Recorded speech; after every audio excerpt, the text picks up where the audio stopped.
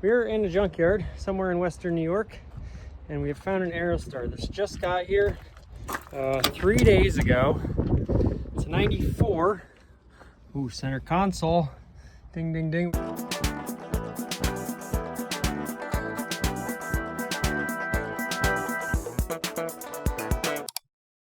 And welcome back to Janky AF. Okay, you can see I'm in front of my beautiful new painting that I've been working on. It's got a C4 Corvette in it, so I figured why not throw it in a Janky AF video because it is automotive related. I apologize in advance for the stupid, idiotic clickbait title of this video, but as we all know on YouTube, everybody's a slave to clickbait. I actually am going to do a whole other video just on stupid clickbait titles in automotive YouTube, but that's another video for another day.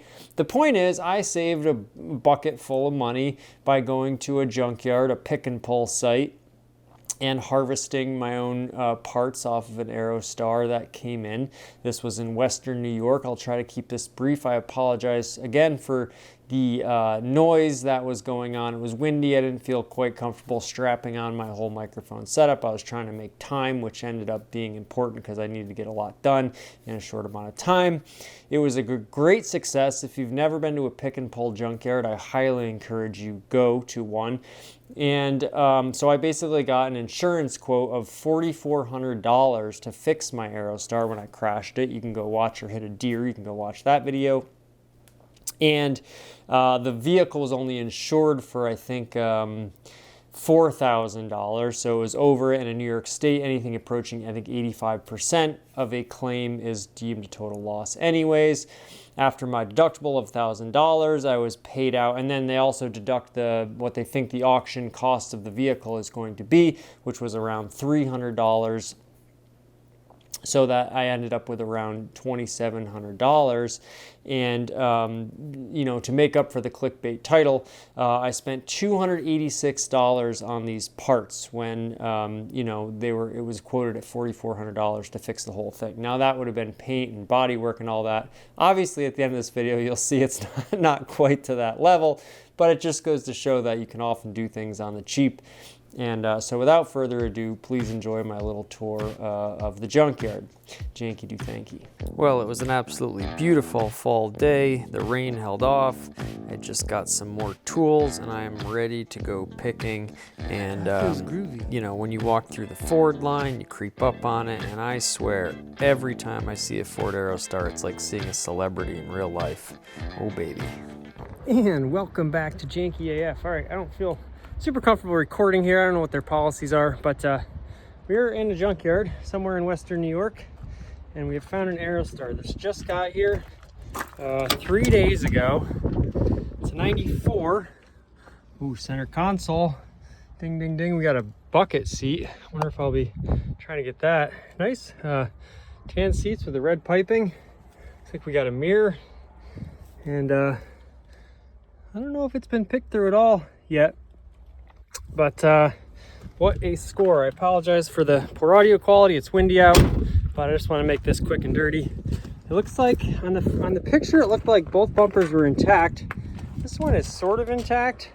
Nice and high up here. Should be easily able to get to everything. I'm just wondering if this hitch is going to be an issue. And obviously, good bit of rust here. Doors both open. Again, I really do like those seats. Looks like they're actually replacement because it looks like this is a gray interior with gold seats. And the front bumper, not as good as I was expecting it to be, not as good as it looked in the pictures, but I think with the other bumper that we hit the deer with on my 93, I might be able to make it work because this whole area was off, so they were kind of fused together. And this is a 94, so post sort of facelift. So this whole headlight bezel, actual headlight, and this amber turn signal, I should be able to get all that. If we have time, hopefully I can get this quarter panel off, and I may even try to take the hood. Okay, the audio got super janky there. Hey, look, when I first got there, this was the first thing I saw, which was a Saab 9000, which is my favorite Saab. I know a lot of people don't like them. But I've always thought the 9000 was the coolest Saab, and I just love that it's got all these different color body panels going on. Kind of a, you know, maybe a little preview of what my Aerostar could look like. So anyways, I thought that was just a good omen when I walked in. What I was saying was that I'm going to try to take that other quarter panel for my other 1986 Aerostar, my brown one, because that one is a little dinged up. So that's that. Here we go. All right, so look at this. We got the bumper off now. Again, it's in a lot worse shape than I thought it was going to be. I think we can either piece this back together with the existing one because it's intact on the left side. This little rubber molding kind of came with it, and once that came off, the whole thing just popped off because, sorry for my camera work here, but you can see these holes where there's a mount there, and I'm going to try to actually take this bolt off too and see if I can get this little plastic piece to put it back in there so we actually have something to mount it to on the green 93. But kind of interesting to see the Aerostar, you know, as you're taking it apart there. I'm undecided whether I'm going to take these lights. And the other thing is, I don't remember now if this thing got totally destroyed on mine, or if we have to actually do wiring, or if there's a way to snip this and take it just in case I do, or if, you know, I might just have to buy some sort of assembly for that. So continuing on. Okay, so as you can see, we got the fender off. That was a little pain, and you know, a little bit more rust going down there than I thought. You can probably see why this Aerostar is off the road. Although I think I found the registration. I think it was still registered. The registration was current, but you know, I think we can work with this. This is a, you know, this thing little loops around and becomes a little dangler here. It still does have the mount attached, so I think we can make that work. I pounded out a couple pounds of rust from it. Bumper's off, hood's off, grill's off. I don't even know if we're gonna take that grill because I have an extra. Maybe I'll take it just to have it. You never know. So now I think we'll do this fender. And the thing with these fenders is, it looks like it's actually, well, about the same shape. You want to take these ones off first, because I made the mistake of taking these ones off first, and then there's nothing to, it just wants to flap in the wind when you take those bottom parts over. You don't want to bend that fragile little piece there. So, you know, we're learning as we go. So I think I can get both fenders, and then the tricky part will be the rear bumper. Ford Aerostar. Unknown, I don't know what that means. Anywho, it looks like the badges already got ripped off too, which is interesting. These badges are sort of a hot commodity too. That's too bad, I didn't even think about that. But anyhow, let's keep moving on. Oh, that's a nice little piece of sheet metal weld to get by. The gas tank's dropping out, so a little worse for wear. Okay, let's keep going. So this panel was really just a bear. Even though I tried to do it right, this bolt would just not come off. It was so rusted, and I was just so lazy, and it was kind of a long trek back, not really, but a little bit of a walk back, and I was thinking about time, and I should have just gone and got my hammer and like a chisel or a big screwdriver or something, just tried to bash it off. You had to get a couple of these inside the door jamb. That's what I was doing there, and it was quite secure on there, and then the camera kept falling in the wind. I played with this thing for so long, and then the antenna also, if I was not lazy, I could have gone and got some pliers or some, you know, vice grips or whatever, channel locks, and tried to get that radio antenna off. But when I started fidgeting with the panel, when I got it down to the last bolt, this radio antenna is whipping all over and smashing into things, and just made it hard to manipulate the panel, try to get it off. So not my finest hour, and honestly this panel was just sort of like, you know, it's not even for the green Aerostar, it's for the brown one, but once I started getting into it, I was pretty committed. Maybe if I had saved some time there, I could have made a run at the rear bumper, which, spoiler alert, I didn't take. But, you know, eventually we got it off, as you'll see later in the video, and, you know, I was happy to do so. So just the, you know, challenges of working on an old rusty vehicle, which anybody in New York State is probably, you know, somewhat familiar with. So let's keep moving on here. Janky, do you think? Okay, so obviously we're having some problems with this one. This one stupid little bolt down here, and I try not to save it for last, but it might just not coming off and seized on there, so I might need to go get my hammer and just try to bash it off and preserve as much of that metal as I can. I hate to say this, but we're running short on time, and this rear bumper, it can be fixed. I'm sure it could be saved, but I don't necessarily need one right now. And with this tow hitch, it's going to be a a mighty project up there. So I think I'm gonna shoot for the center console and see what time it is, and then maybe tinker with this thing if we can get it off. Again, you know, it's gonna be quite a bit of work to, you know, put some fiberglass or Bondo or whatever in there to try to sure that up. So let's, struts are still working. I could probably take those. I do really like this bucket seat, but again, take what we really need and go from there. But I'm gonna work on that, that center console coming up next. So here we go. And presto, we got that out. Wasn't too bad, just a bunch of screws down there, and actually they're really just screwed in on this front, and then it clips onto a clip, so I took that anyway, so I have it. I have to sort of cut holes in my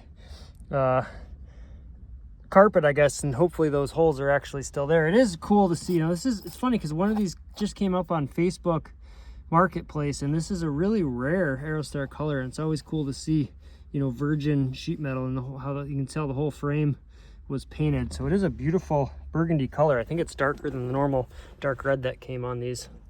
So center console, it's quite a score, and it needs a good cleaning, but it seems to be fully intact and functional. So that's a great score right there. Major Janky do thank you. Let's keep moving. One last thing, obviously you can tell this vehicle is not very clean. There's a little change, so I'll get some money back on that. And a bunch of cigarettes, and I think I even found a left-handed cigarette there, so who knows what kind of riffraff you know, this Aerostar owner was getting into. But they did have a bucket seat in the back, so seems like obviously it got a lot of work done in its day, and it's going to help us out in the future. So Janky do thank you to that. I was thinking about trying to take all this plastic molding.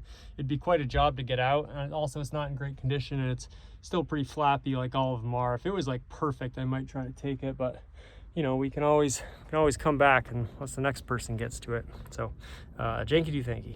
One last thing, it looks like there's some Knoxville, Tennessee truck salvage and equipment. I'm not sure if that's actually pertains to this vehicle, but I do think I found the registration. I'm going to jot down the VIN, so maybe we can look up the history of this vehicle.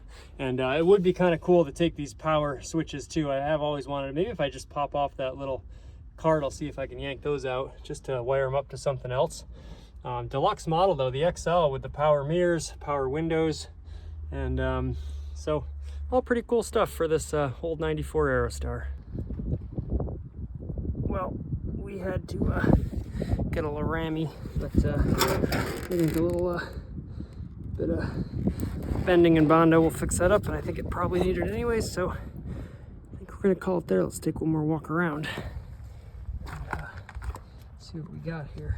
I actually thought about taking these tires because they are, it's like in pretty nice condition, but I think I'm at my limit now. Got a great cart, and boy, we certainly beat out like bandits. And you know, we know this will probably never be on the road again, so we thank it for its sacrifice here. Who knows, maybe I'll come back for the rear one day. Not too far away. Thought about taking this bucket seat too. It's like another $22, but it's actually not in terrible shape. Maybe that would clean up. I don't know. I'm thinking about it. It would be kind of cool to have a bucket seat in case I want to just carry a third person, but you know, not fully put the rear bench seat in. So even though it wouldn't match, we'll think about that. Anywho, do a recap when we get back, but thanks for joining me today at the junkyard. And sorry for the audio, didn't want to strap the mic on. Maybe we'll give you a little walking tour on the way out. So for now, Janky do thank you.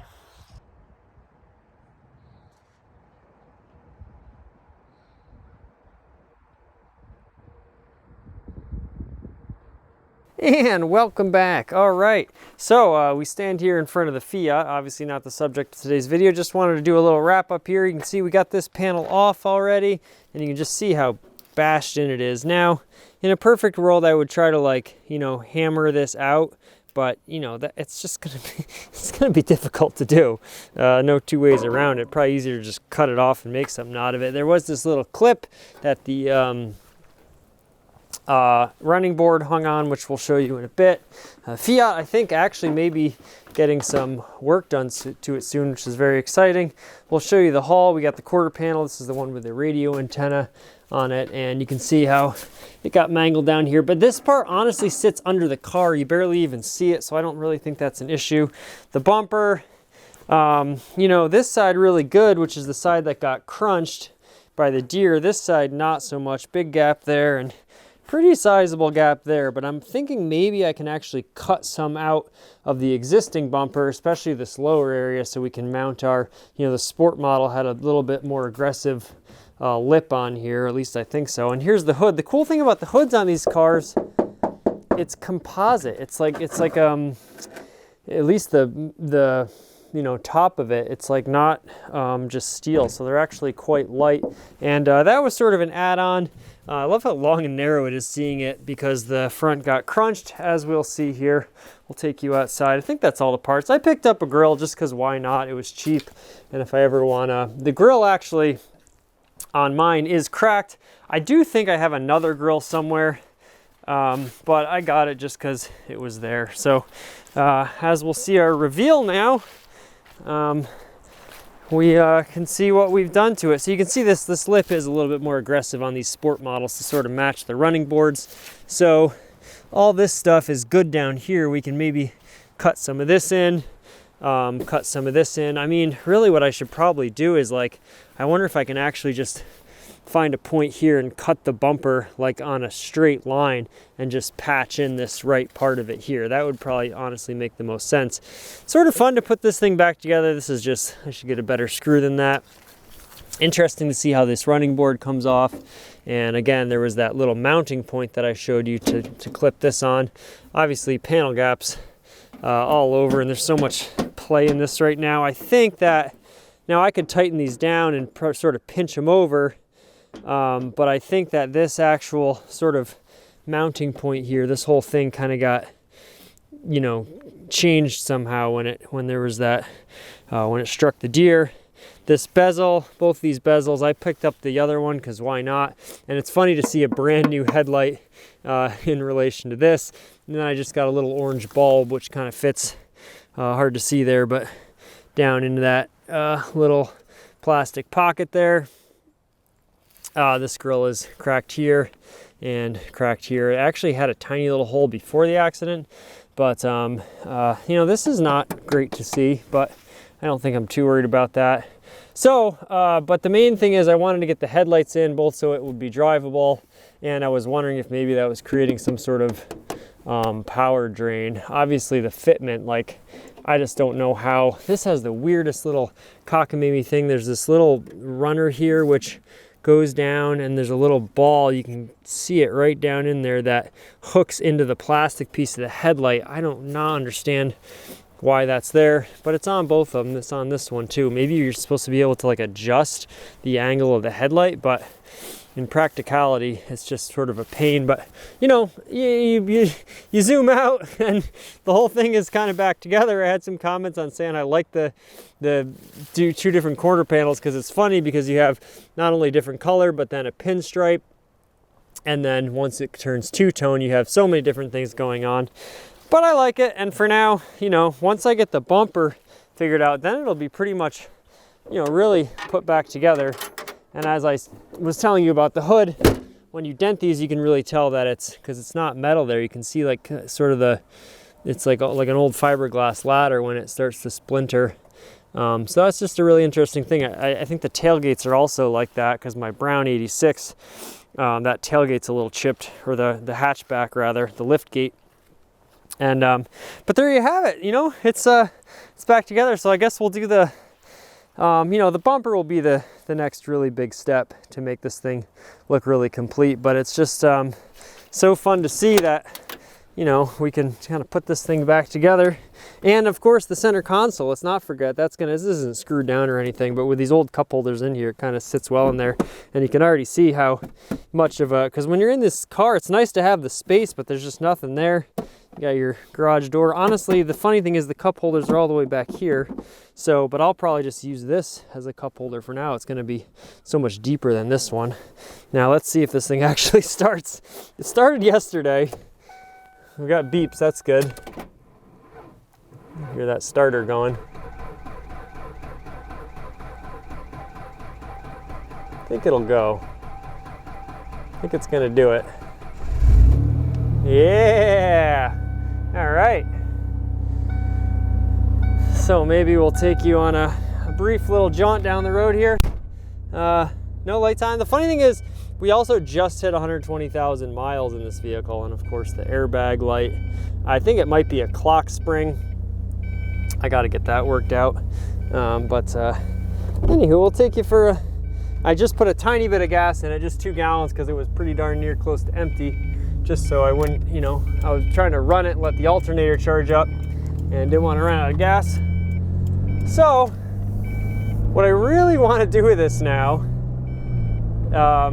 you know, because I did in the end, you know, aside from all the clickbait, I kind of did save some money. If I'm not worried about the aesthetics, I got all the parts I need to get it back together. And in theory, you know, I should just pay down debt with that money, but I like the idea of allocating it towards the Aerostar. So now what I've been looking at, I've been doing all the research on the, you know, the A4LD up until 95. This was like a totally, you know, non-electronic transmission, I guess you would say. So after 95, they went to like an electronically controlled one, and then 97, it was a 5-speed automatic. I would love to make this Aerostar Sport a true sport model and put a manual transmission in it. Now the M5OD manual transmission was the same one that was in the Ford Ranger. However, it looks like the Ranger had like the 2.3, the 2.5, and the 3.0 and the 4.0. It looks like the bell housing is only going to line up with the 3.0, which makes sense. You know, I don't know why they would have had to change it that much, but even though the transmission's the same, I probably want to get one that was already hooked up to a 3-liter. And I apologize for that beeping. I don't even think about it anymore because I'm so used to driving the vehicle with it, but it's probably quite an ordeal for you folks at home to listen to that. So hopefully the microphone's picking up more of my voice and less of this incessant beeping. We'll turn around here. So I know this video is going long, and you know, you're supposed to do snappy jump cuts on YouTube and all that, but we're just going for a ride here with old Beef Janky. And you can see in the back I got my Ford branded headphones, which is pretty great. So reverse still works. It seems to be driving fine. I mean, I just did put a new radiator, new water pump, all this stuff into it. So in theory, you know, the accident didn't knock out any like hoses or belts or electronics, and it seems like it's driving just fine. But I would love to now, you know, I've been looking, I found like a Ranger. It's hard to find them in 2-wheel drive with the 3-liter and a 5-speed. I think maybe if they have a 3-liter in the 4-wheel drive, it'll still work. And then there's also, I was like, well, what if I could put like a transfer case in this thing and make it manual transmission and 4-wheel drive? Because that was never an option offered on an Aerostar. Getting a manual transmission 4-wheel drive Aerostar was never an option from the factory. There was one great person who said, I think they were taking like the transmission from the Ford Explorer Sport Track, or the transfer case from that. It would hook up to another transmission, which in theory would work with the Ford's 4-liter, something like that. But I think that just finding a Ranger 2-wheel drive, rear-wheel drive with a 5-speed M5OD, and then I think it's like R1, which is the light truck duty. You can find them. I found one for $600. Now the question is, how much money is it going to take to actually get it there? Because a lot of them aren't in running driving condition. But if I can get one like under $1,000, then that still gives gives me a little bit of money to play with for labor for doing the swap.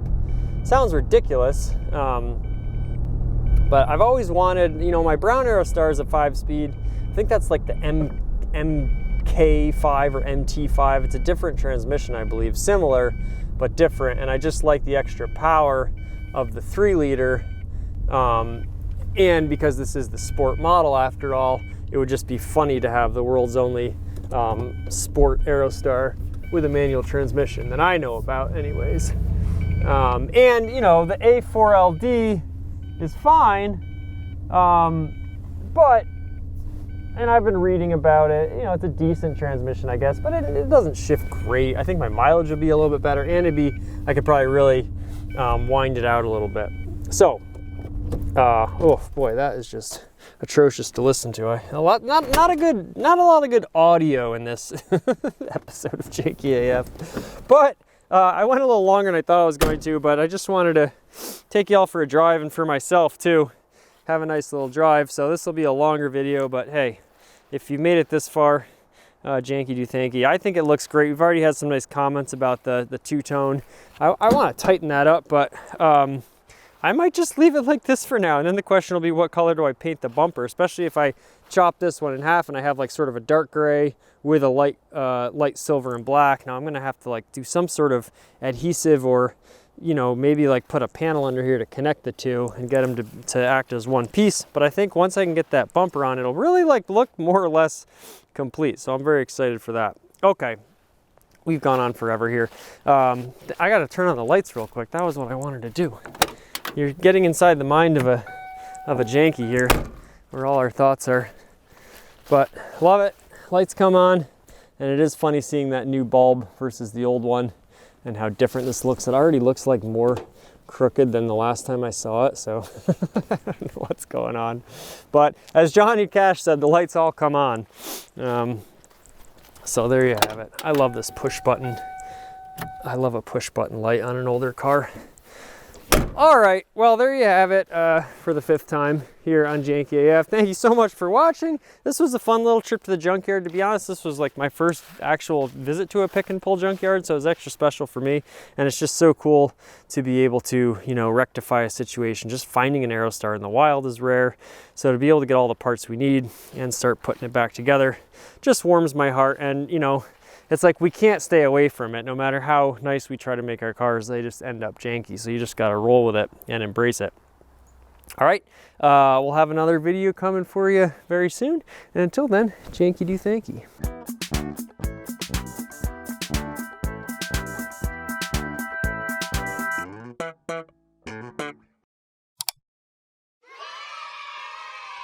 One small step for man,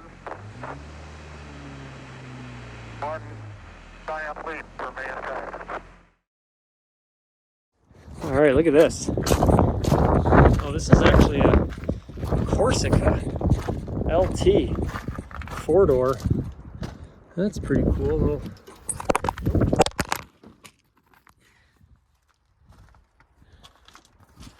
Drop the phone there. Got the 3.1 multi-port fuel injected. It's about one of the oldest ones I've seen. I tried to check if there's any Fiats. Didn't say there's any in the lot. So we'll leave you there. All right, what a great day. We'll do a little recap when we get back home and start getting started on doing those things. That'll be a great little winter project. That bumper's gonna need some major rehab. So until then, Janky do thanky.